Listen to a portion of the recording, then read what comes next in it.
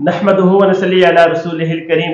कभी कभी शख्सियत नहीं आदतें बता देती हैं कि इंसान किस नस्ल से है, और ये सबक आमोज वाक़या इसी सच्चाई का आईना है।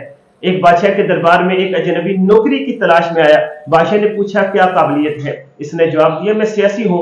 अरबी में सियासी इफ़हाम व तफ़हीम से मसला हल करने वाले को कहते हैं, यानी आसान अल्फाज में वो शख्स जो मामला फहम हो। बादशाह हंस पड़ा, बोला मेरे दरबार में सियासतदानों की कमी नहीं है, और इसे खास घोड़ों के अस्तबल का इंचार्ज बना दिया। चंद दिन बाद बादशाह ने पूछा बताओ मेरा सबसे कीमती घोड़ा कैसा है। नौजवान बोला ये घोड़ा नस्ली नहीं है। बादशाह हैरान रह गया, तहकीक करवाई, पता चला कि घोड़ा तो नस्ली है मगर बचपन में अपनी माँ की बजाय गाय के दूध पर पला था। बादशाह ने पूछा तुम्हें कैसे मालूम हुआ। नौजवान मुस्कुराकर कहा जब ये घास खाता है तो गाय की तरह सर झुका लेता है, नस्ली घोड़ा तो हमेशा सर उठाकर खाता है। बादशाह हैरान हो गया और इनाम में अनाज, घी और दुम्बे का गोश्त भेज दिया। साथ ही इसे मलका के महल में तैनात कर दिया। कुछ दिन बाद बादशाह ने पूछा बताओ मेरी मलका कैसी है। नौजवान बोला मलका के तौर अतवार शहजादी की तरह तो है मगर शहजादी नहीं।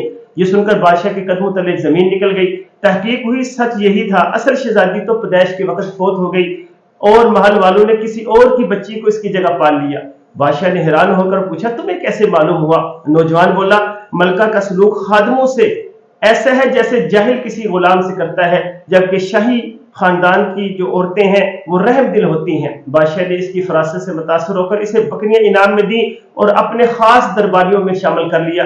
कुछ अरसे बाद बादशाह ने पूछा मेरे बारे में तुम्हारा क्या ख्याल है। नौजवान बोला जान की अमान पाऊं तो अर्ज करो। बादशाह ने वादा किया कि आपकी जान महफूज है। नौजवान बोला ना तो आप बादशाह लगते हैं ना आपका चाल चलन किसी बादशाह जैसा है। ये सुनकर बादशाह के चेहरे पर खून दौड़ गया और अपनी माँ के पास पहुंचा। बादशाह ने माँ से पूछा, माँ रो पड़ी, कहने लगी ये सच है तुम बादशाह के नहीं एक चरवाहे के बेटे हो, हमने तुम्हें गोद लेकर पाला था। बादशाह ने नौजवान से कहा तुम्हें कैसे यकीन हुआ। नौजवान बोला जब बादशाह इनाम देते हैं तो हीरे जवाहरात देते हैं और आप भेड़ बकरियां खाने पीने की चीजें देते हैं। ये किसी चरवाहे के बेटे ही की आदत हो सकती है।